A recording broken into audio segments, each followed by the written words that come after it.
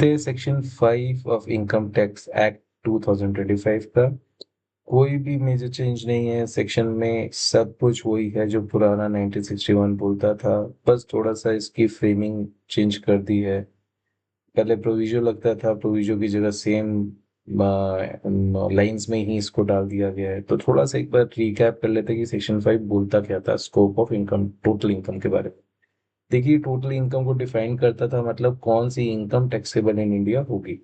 सो वो कहता था कि subject to the provision of this act the total income of any tax year वही जो पहले प्रीवियस ईयर यूज करता था, टैक्स ईयर यूज किया तो वही सेम चेंज है। Tax year of a person who is resident.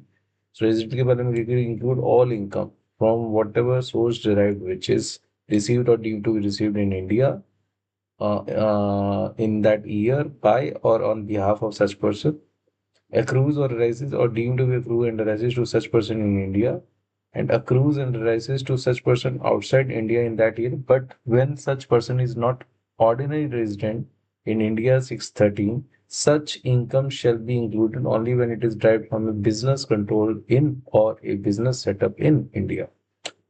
Now, subject to the provision of the Act, the total income of a tax year of a person of a non-resident के case में deemed to be received actual में जब India में होगा, और arise और accrues and arise और deemed to accrue and arise to such person in India in that year। तो इसमें जब आप डिफरेंस देखोगे तो रिसीव्ड वाला केस सेम लगता है, accrues and deem to be accrued and arise की भी सेम लगता है।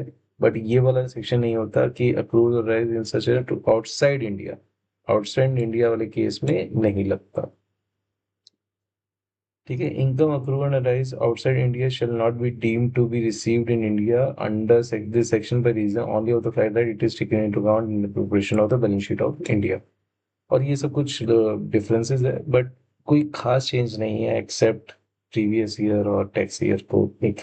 सो सेक्शन 5 नो मेजर चेंज।